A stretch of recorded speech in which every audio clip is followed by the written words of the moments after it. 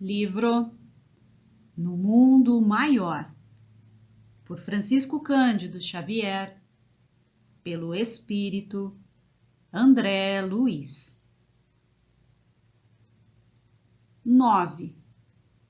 Mediunidade. Sobremodo, interessado no expressivo caso de Marcelo, apresentei a Calderaro, no dia seguinte, certas questões que fortemente me preocupavam. Os reflexos condicionados não se aplicariam, igualmente, a diversos fenômenos medianímicos? Não elucidavam as mistificações inconscientes que, muita vez, perturbam os círculos dos experimentadores encarnados? Alguns estudiosos do espiritismo, devotados e honestos, reconhecendo os escolhos do campo do mediunismo, criaram a hipótese do fantasma anímico do próprio medianeiro, o qual agiria em lugar das entidades desencarnadas. Seria essa teoria adequada ao caso vertente? Sob a evocação de certas imagens, o pensamento do médium não se tornaria sujeito a determinadas associações, interferindo automaticamente no intercâmbio entre os homens da Terra e os habitantes do além? Tais intervenções, em muitos casos, poderiam provocar desequilíbrios intensos. Ponderando observações ouvidas nos últimos tempos, em vários centros de cultura espiritualista, com referência ao assunto, inquiria de mim mesmo se o problema oferecia relações com os mesmos princípios de Pavlov. O instrutor ouviu-me paciente até o fim de minhas considerações e respondeu benévolo. A consulta exige meditação mais acurada. A tese animista é respeitável. Partiu de investigadores conscienciosos e sinceros e nasceu para coibir os prováveis abusos da imaginação. Entretanto, vem sendo usada cruelmente pela maioria dos nossos colaboradores encarnados, que fazem dela um órgão inquisitorial, quando deveriam aproveitá-la como elemento educativo na ação fraterna. Milhares de companheiros fogem ao trabalho, amedrontados, recuam ante os percalços da iniciação mediúnica, porque o animismo se converteu em Cérbero. Afirmações sérias e edificantes, tornadas em opressivo sistema, impedem a passagem dos candidatos ao serviço pela graduação natural do aprendizado e da aplicação. Reclama-se deles precisão absoluta, olvidando-se lições elementares da natureza. Recolhidos ao castelo teórico, inúmeros amigos nossos, em se reunindo para o elevado serviço de intercâmbio com a nossa esfera, não aceitam comumente os servidores que hão de crescer e de aperfeiçoar-se com o tempo e com o esforço. Exigem meros aparelhos de comunicação, como se a luz espiritual se transmitisse da mesma sorte que a luz elétrica por uma lâmpada vulgar. Nenhuma árvore nasce produzindo, e qualquer faculdade nobre requer burilamento. A mediunidade tem, pois, sua evolução, seu campo, sua rota. Não é possível laurear o estudante no curso superior sem que ele tenha tido suficiente aplicação nos cursos preparatórios através de alguns anos de luta, de esforço, de disciplina. Daí, André, nossa legítima preocupação em face da tese animista que pretende enfeixar toda a responsabilidade do trabalho espiritual numa cabeça única, isto é, a do instrumento mediúnico. Precisamos de apelos mais altos que animem os cooperadores incipientes, proporcionando-lhes mais vasto recurso de conhecimento na estrada por eles mesmos perlustrada, a fim de que a espiritualidade santificante penetre os fenômenos e estudos atinentes ao espírito. Fez pequeno intervalo que não ousei interromper, fascinado pela elevação dos conceitos ouvidos, e continuou. Vamos à tua sugestão. Os reflexos condicionados enquadram-se efetivamente no assunto. No entanto, cumpre-nos investigar domínio de mais graves apreciações. Os animais de Pavlov demonstravam capacidade mnemônica. Memorizavam fatos por associações mentais espontâneas.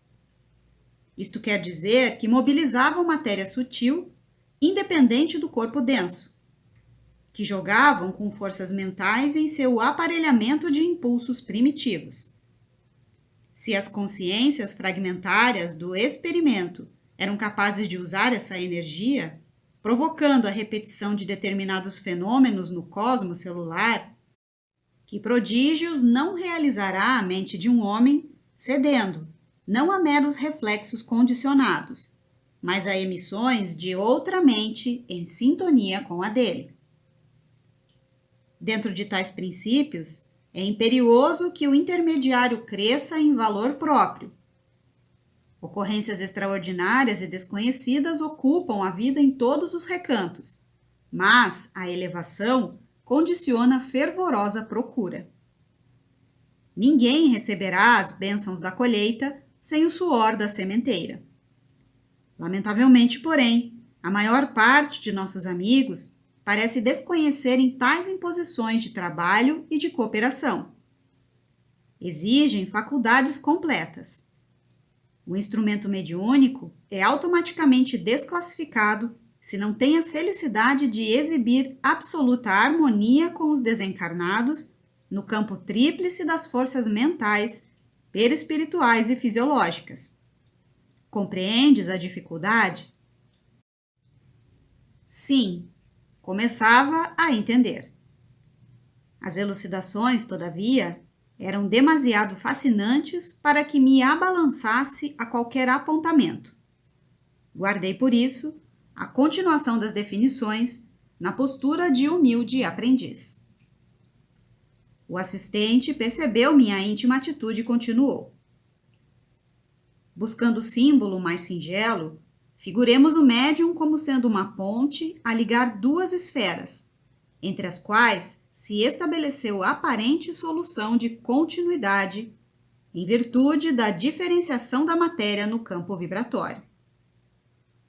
Para ser instrumento relativamente exato, é-lhe imprescindível haver aprendido a ceder, e nem todos os artífices da oficina mediúnica realizam, a breve trecho, tal aquisição, que reclama a devoção à felicidade do próximo, elevada compreensão do bem coletivo, avançado espírito de concurso fraterno e de serena superioridade nos atritos com a opinião alheia. Para conseguir edificação dessa natureza, faz-se mister o refúgio frequente à moradia dos princípios superiores. A mente do servidor há de fixar-se nas zonas mais altas do ser, onde aprenderá o valor das concepções sublimes, renovando-se e quintessenciando-se para constituir elemento padrão dos que lhe seguem a trajetória. O homem, para auxiliar o presente, é obrigado a viver no futuro da raça. A vanguarda impõe-lhe a soledade e a incompreensão, por vezes dolorosas. Todavia, essa condição representa artigo da lei que nos estatue adquirir para podermos dar. Ninguém pode ensinar caminhos que não haja percorrido. Nasce daí, em se tratando da mediunidade edificante, a necessidade de fixação das energias instrumentais no santuário mais alto da personalidade. Fenômenos, não lhes importa a natureza, é forçoso reconhecer que assediam a criatura em toda parte. A ciência legítima é a conquista gradual das forças e operações da natureza que se mantinham ocultas à nossa acanhada apreensão. E como somos filhos do Deus revelador, infinito em grandeza, é de esperar tenhamos sempre à frente ilimitados campos de observação, cujas portas se abrirão ao nosso desejo de conhecimento, à maneira que gradeçam nossos títulos meritórios.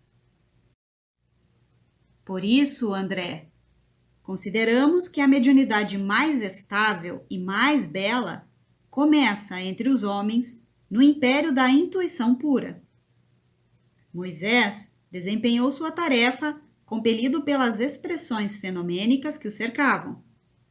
Recebe, sob incoercível comoção, os sublimes princípios do Decálogo, sentindo defrontar-se com figuras e vozes materializadas do plano espiritual.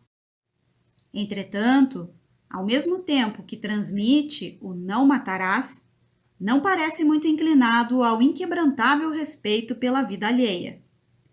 Sua doutrina, venerável embora, baseia-se no exclusivismo e no temor. Com Jesus, o aspecto da mediunidade é diferente. Mantém-se o mestre em permanente contato com o Pai através da própria consciência, do próprio coração. Transmite aos homens a revelação divina, vivendo-a em si mesmo. Não reclama justiça, nem pede compreensão imediata. Ama as criaturas e serve-as, mantendo-se unido a Deus. Em razão disto, a Boa Nova é mensagem de confiança e de amor universal. Vemos, pois, dois tipos de medianeiros do próprio céu, eminentemente diversos, mostrando qual o padrão desejável. No mediunismo comum, portanto, o colaborador servirá com a matéria mental que lhe é própria, sofrendo-lhe as impressões naturais diante da investigação terrestre. E, após adaptar-se aos imperativos mais nobres da renúncia pessoal, edificará, não de improviso, mas à custa de trabalho incessante, o templo interior de serviço, no qual reconhecerá a superioridade do programa divino acima de seus caprichos humanos. Atingida essa realização, estará preparado para sintonizar-se com o maior número de desencarnados e encarnados, oferecendo-lhes como a ponte benfeitora oportunidade de se encontrarem uns com os outros, na posição evolutiva em que permaneçam, através de entendimentos construtivos. Devo dizer-te que não cogitamos aqui de faculdades acidentais, que aparecem e desaparecem entre candidatos ao serviço, sem espírito de ordem e de disciplina, verdadeiros balões de ensaio para os voos do porvir. Referimos-nos à mediunidade aceita pelo cooperador e mobilizável em qualquer situação para o bem geral. Comentando atividades e tarefas, devemos salientar os padrões que lhes digam respeito. E este é o característico da instrumentalidade espiritual nas esferas superiores. Logicamente, é impossível alcançá-lo de vez. Toda obra impõe começo. Como revelasse nos olhos a indomável comoção que se apossara de mim ante os conceitos ouvidos, o assistente modificou a inflexão da voz e tranquilizou-me. Reportando-nos ainda ao Cristo, importa-nos reconhecer que o Mestre viveu insulado no monte divino da consciência, abrindo caminho aos vales humanos. Claro está que nenhum de nós abriga a pretensão de copiar Jesus. Contudo, precisamos inspirar-nos em suas lições. Há milhões de seres humanos, encarnados e desencarnados, de mente fixa na região menos elevada dos impulsos inferiores, absorvidos pelas paixões instintivas, pelos remanescentes do pretérito envelhecido, presos aos reflexos condicionados das comoções perturbadoras a que, inermes, se entregaram. Outros tantos mantêm-se jungidos à carne e fora dela, na atividade desordenada, em manifestações afetivas sem rumo, no apego desvairado à forma que passou ou à situação que não mais se justifica.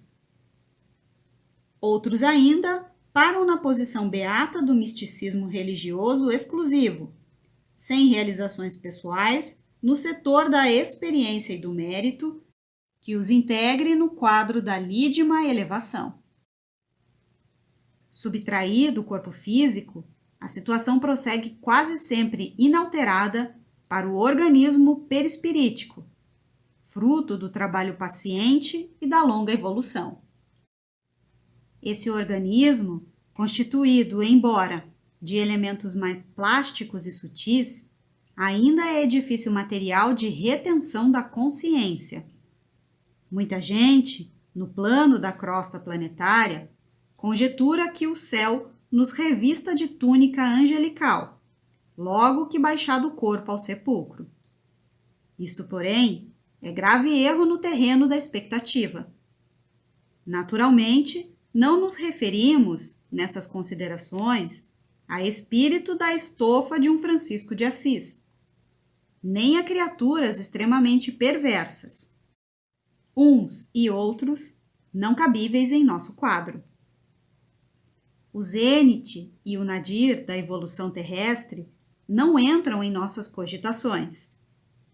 Falamos de pessoas vulgares, quais nós mesmos, que nos vamos em jornada progressiva, mais ou menos normal, para concluir que, tal o estado mental que alimentamos, tais as inteligências, desencarnadas ou encarnadas, que atraímos, e das quais nos fazemos instrumentos naturais, embora de modo indireto. E a realidade, meu amigo, é que todos nós, que nos contamos por centenas de milhões, não prescindimos de medianeiros iluminados, aptos a colocar-nos em comunicação com as fontes do suprimento superior. Necessitamos do auxílio de mais alto, requeremos o concurso dos benfeitores que demoram acima de nossas paragens. Para isto, há que organizar recursos de receptividade. Nossa mente sofre sede de luz, como o organismo terreno tem fome de pão. Amor e sabedoria são substâncias divinas que nos mantêm a vitalidade. O instrutor fez breve interrupção e acrescentou: compreendes agora a importância da mediunidade, isto é, da elevação de nossas qualidades receptivas para alcançarem a necessária sintonia com os mananciais da vida superior? Sim, respondi, entendera-lhe as observações, ponderando-lhes a magnitude. Não é serviço que possamos organizar da periferia para o centro, prosseguiu Calderaro, e sim do interior para o exterior. O homem encarnado, quase sempre empolgado pelo sono da ilusão, poderá começar pelo fenômeno. A maneira, porém, que desperte as energias mais profundas da consciência, sentirá a necessidade do reajustamento e regressará à causa de modo a aperfeiçoar os efeitos. Obra de construção, de tempo, de paciência. Chegados a essa altura da conversação, o orientador convidou-me ao serviço de assistência à dedicada senhora, médium em processo de formação, que lhe vinha recebendo socorro para prosseguir na tarefa com a fortaleza e serenidade indispensáveis. Propiciando-me o feliz ensejo, meu gentil interlocutor concluiu: o caso é oportuno. Observarás comigo os obstáculos criados pela tese animista. Marcava o relógio precisamente 20 horas, quando penetramos confortável recinto. Várias entidades de nosso plano ali se moviam, ao lado de 11 companheiros reunidos em sessão íntima, consagrada ao serviço da oração e do desenvolvimento psíquico. Logo à entrada, recebeu-nos atencioso colega, a quem foi apresentado com sincera satisfação. Recebi dele, de início, informações condensadas que anotei contente. Fora igualmente médico. Deixara a experiência física antes de concretizar velhos planos de assistência fraternal aos seus inumeráveis doentes pobres. Guardava o júbilo de uma consciência tranquila. Zelara o bem geral quanto lhe fora possível. Contudo, entrevendo a probabilidade de algo fazer além túmulo, receber a permissão para cooperar naquele reduzido grupo de amigos com o objetivo de efetuar certo plano de socorro aos enfermos desamparados. O intercâmbio com os desencarnados não poderia transformar os homens em anjos de um dia para o outro, mas poderia ajudá-los a ser criaturas melhores. Impossível seria instalar o paraíso na crosta do mundo em algumas semanas. Entretanto, era lícito cooperar no aprimoramento da sociedade terrestre, incentivando-se a prática do bem e a devoção à fraternidade. Para este fim, ali permanecia, interessado em contribuir na proteção aos doentes menos aquinhoados. Acompanhando-lhe os argumentos com admiração, mantive-me silencioso, mas Calderaro indagou Cortês após inteirar-se das ocorrências. E como vai no desenvolvimento de seus elevados propósitos? Dificilmente, informou o interpelado. Os recursos de comunicação ao meu alcance ainda não são de molde a inspirar confiança à maioria dos companheiros encarnados. A bem dizer, não me interessa comparecer aqui de nome aureolado por terminologia clássica, e nem me abalançaria a oferecer teses novas concorrendo com o mundo médico. Guia-me agora tão somente o sadio desejo de praticar o bem. Entretanto, ainda não lhe ouviram os apelos por intermédio de Eulália? Perguntou o meu instrutor. Não, por enquanto não. Sempre a mesma suspeita de animismo, de mistificação inconsciente. Ia à palestra a meio, quando o diretor espiritual da casa convidou o colega a experimentar. Chegara o minuto aprazado. Poderia acercar-se da médium. Aproximamo-nos do grupo de amigos, imersos em profunda concentração. Enquanto o novo conhecido se abeirava de uma senhora de porte distinto, certamente ensaiando a transmissão da mensagem que desejava passar à esfera carnal, Calderaro observou-me. Repara o conjunto. Já fiz meus apontamentos. Com exceção de 3 pessoas, os demais, em número de 8, guardam atitude favorável. Todos esses se encontram na posição de médiums pela passividade que demonstram. Analisa a irmã Eulália e reconhecerás que o estado receptivo mais adiantado lhe pertence.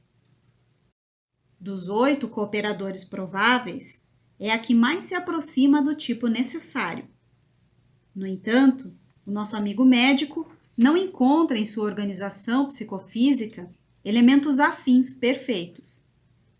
Nossa colaboradora não se liga a ele através de todos os seus centros perispirituais. Não é capaz de elevar-se à mesma frequência de vibração em que se acha o comunicante. Não possui suficiente espaço interior para comungar-lhe as ideias e conhecimentos. Não lhe absorve o entusiasmo total pela ciência, por ainda não trazer de outras existências, nem haver construído, na experiência atual, as necessárias teclas evolucionárias, que só o trabalho sentido e vivido pode lhe conferir. Eulália manifesta, contudo, um grande poder, o da boa vontade criadora, sem o qual é impossível o início da ascensão às zonas mais altas da vida. É a porta mais importante pela qual se entenderá com o médico desencarnado. Este, a seu turno, para realizar o nobre desejo que o anima, vê-se compelido em face das circunstâncias a pôr de lado a nomenclatura oficial, a técnica científica, o patrimônio de palavras que lhe é peculiar, as definições novas, a ficha de renome que lhe coroa a memória nos círculos dos conhecidos e dos clientes. Poderá identificar-se com Eulália para a mensagem precisa, usando também, a seu turno, a boa vontade. E adotando esta forma de comunicação, valer-se-á, acima de tudo, da comunhão mental, reduzindo ao mínimo a influência sobre os centros neuropsíquicos. É que, em matéria de mediunismo, há tipos idênticos de faculdades, mas enorme desigualdade nos graus de capacidade receptiva, os quais variam infinitamente como as pessoas. O instrutor silenciou por momentos e prosseguiu. Não nos esqueça que formamos agora uma equipe de trabalhadores em ação experimental. Nem o provável comunicante chegou a concretizar as bases de seu projeto, nem a médium conseguiu ainda a suficiente clareza e permeabilidade para cooperar com ele.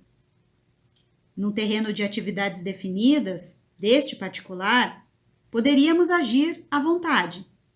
Aqui não. Nosso procedimento deve ser de neutralidade mental, não de interferência. Compreendendo, pois, que todos os recursos cumpre serem aproveitados no êxito da louvável edificação, nenhum de nós intervirá, perturbando ou consumindo tempo. É-nos facultado permutar ideias, analisar a ocorrência, mas com absoluta isenção de ânimo.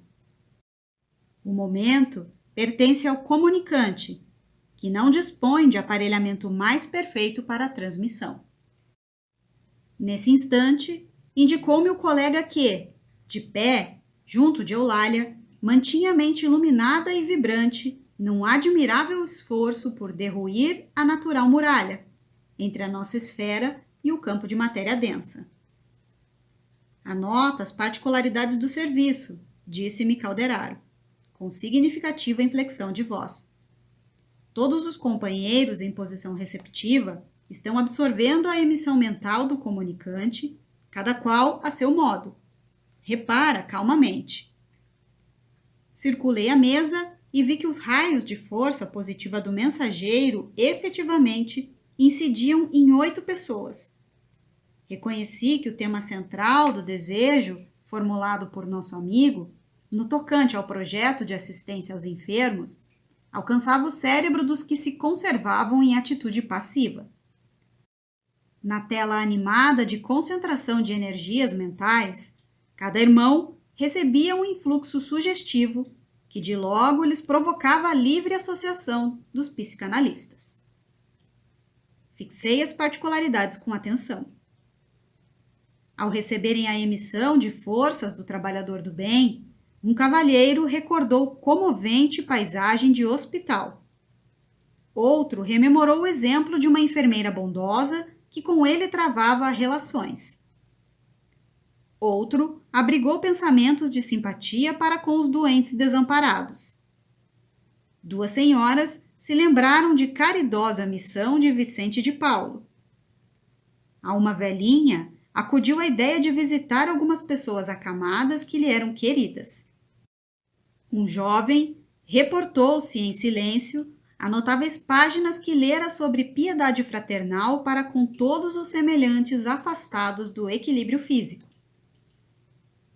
Examinei também as 3 pessoas que se mantinham impermeáveis ao serviço benemérito daquela hora.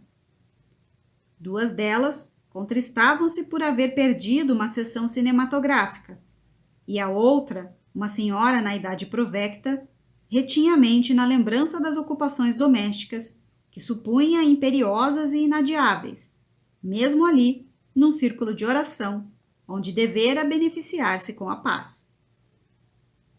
Somente Eulália recebia o apelo do comunicante com mais nitidez.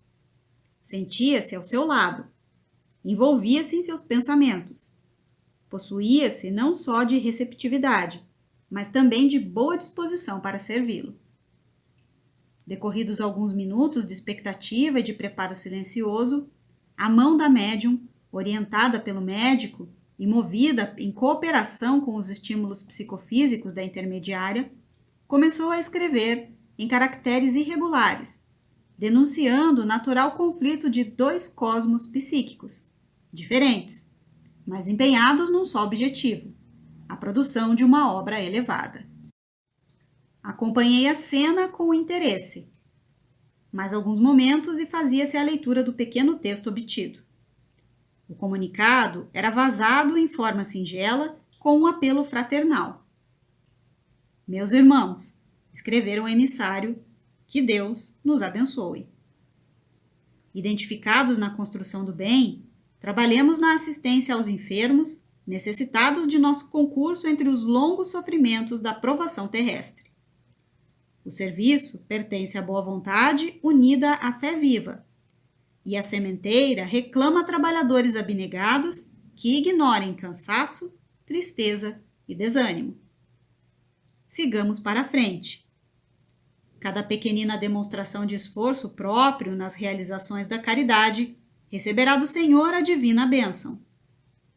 Aprendamos, pois, a socorrer nossos amigos doentes, através de espessa noite de dor, sofrem e choram, muita vez em pleno abandono. Não nos magoará a contemplação de tal quadro?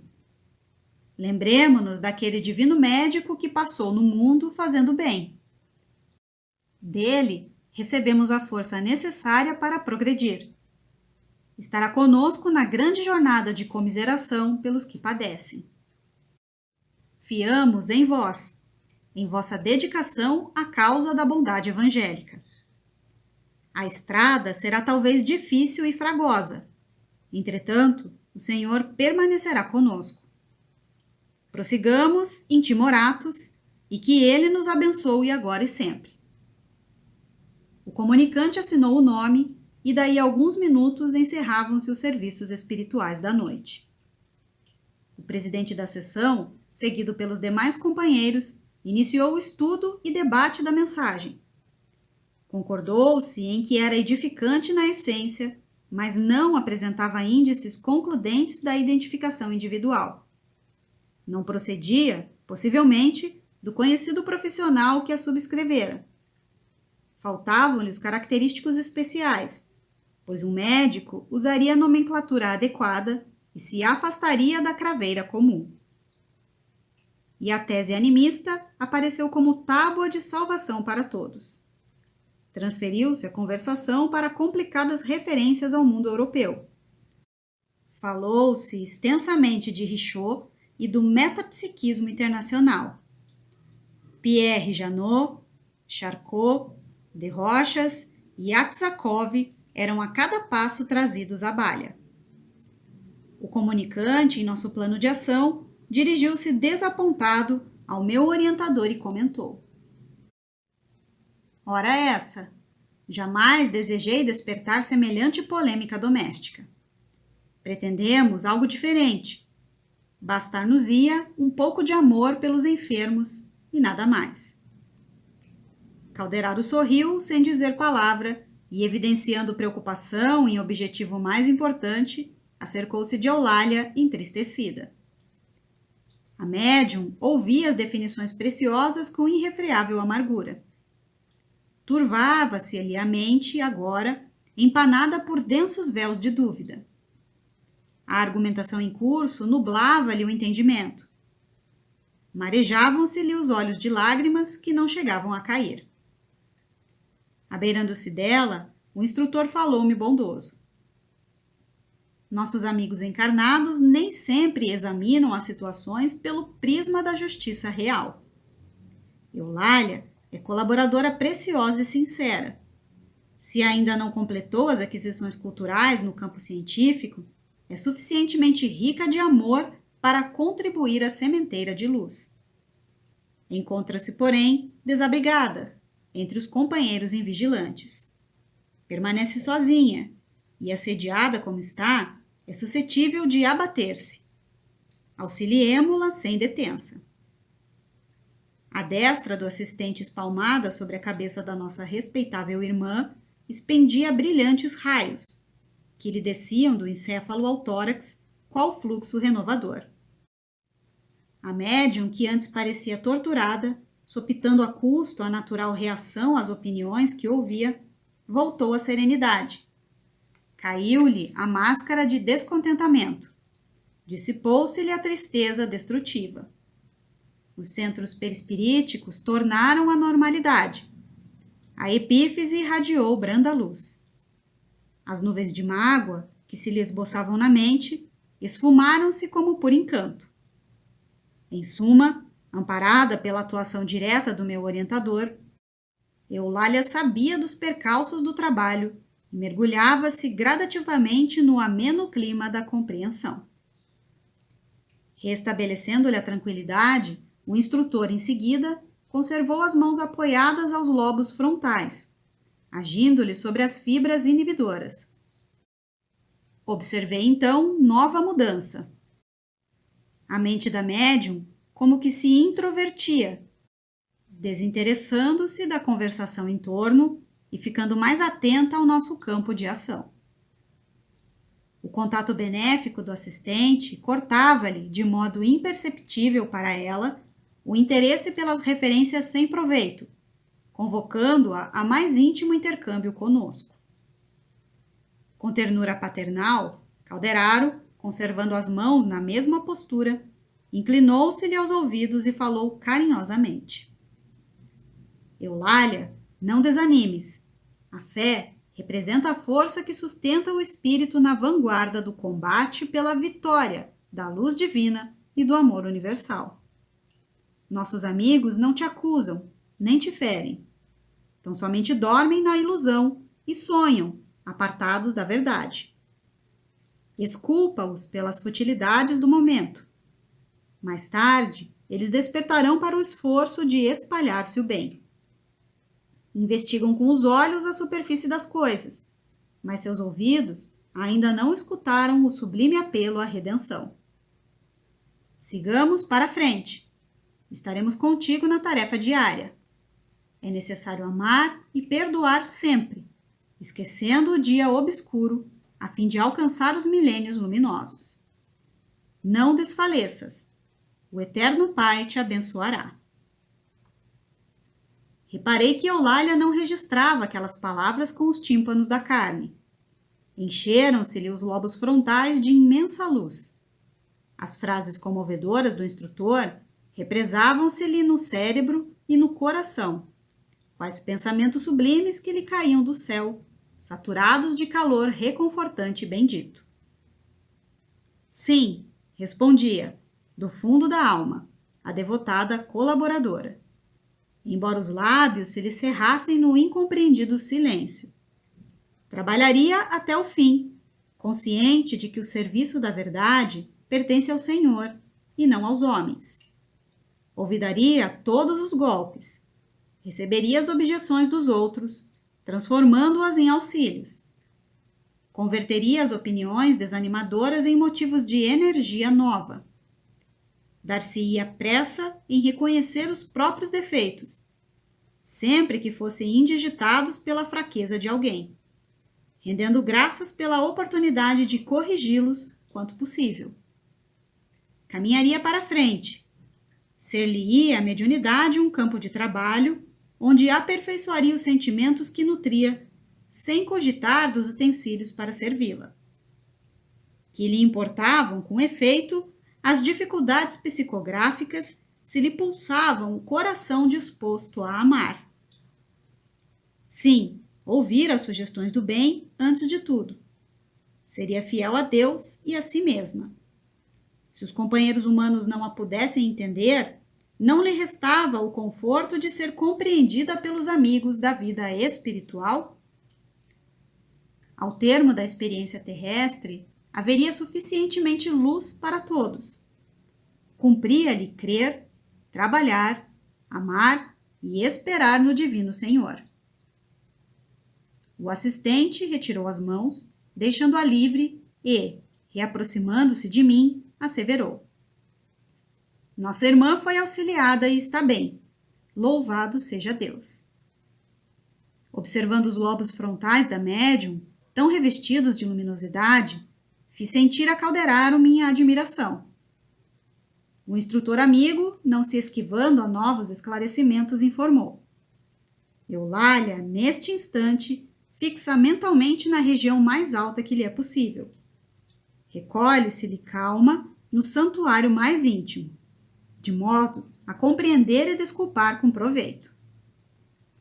Indicando a referida região cerebral, concluiu: Nos lobos frontais, André, exteriorização fisiológica de centros perispiríticos importantes, repousam milhões de células à espera para funcionar do esforço humano no setor da espiritualização.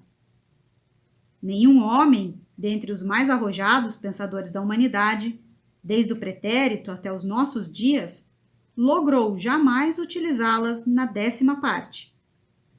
São forças de um campo virgem que a alma conquistará, não somente em continuidade evolutiva, senão também a golpes de autoeducação, de aprimoramento moral e de elevação sublime. Tal serviço, meu amigo, só a fé vigorosa e reveladora pode encetar como indispensável lâmpada vanguardeira do progresso individual.